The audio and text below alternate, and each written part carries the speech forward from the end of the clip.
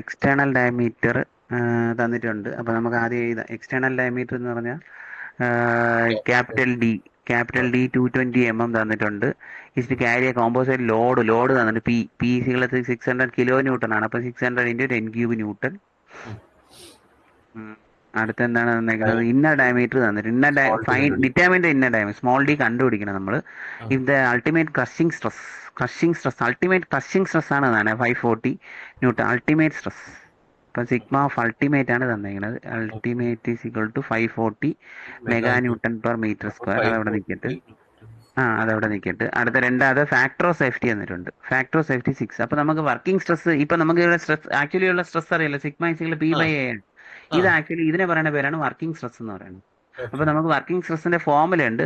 Factor of safety എന്ന് പറഞ്ഞാൽ FOS is equal to ultimate stress by working stress എന്നാണ് formula. Okay, അതായത് FOS എന്ന് പറഞ്ഞാൽ ഇവിടെ തന്നേക്കുന്ന വാല്യൂ എത്രയാണ്? 6 is equal to 540 divided by എത്രയാണ്? Working stress. അത് സിഗ്മ. ഓക്കെ, നമ്മുടെ സിഗ്മ. ഓക്കെ, അപ്പൊ ഇതിൽ നമുക്ക് ആദ്യം സിഗ്മ കണ്ടുപിടിക്കാം. അപ്പൊ 540 ഡിവൈഡ് ബൈ എത്ര വരും? 54 ആകുമ്പോൾ 8 അല്ലേ? 80 അല്ലേ? നമുക്കൊരു 80 കിട്ടും അല്ലെ? 80 അല്ലല്ലോ, 90 അല്ലേ? വർക്കിംഗ് സ്ട്രെസ് 90 കിട്ടും. 540 ഡിവൈഡ് ബൈ 6 ചെയ്യുമ്പോൾ 90 കിട്ടും. 90 കിട്ടും. അപ്പൊ ആ 90 ആദ്യം ചെയ്ത ശേഷമാണ് ഇവിടെ കൊണ്ട് കൊടുക്കാനുള്ളത്. അതായത് സിഗ്മ ഇവിടെ നമുക്ക് 90 is equal to 90 mega newton per metre square. 90 തന്നെ അങ്ങ് എഴുതിയാൽ മതി. 90 ഈസ് ഈക്വൽ ടു ലോഡ് എത്രയാണ്?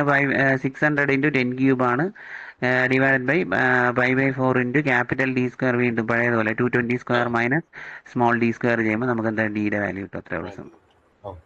ഓക്കെ അല്ലേ?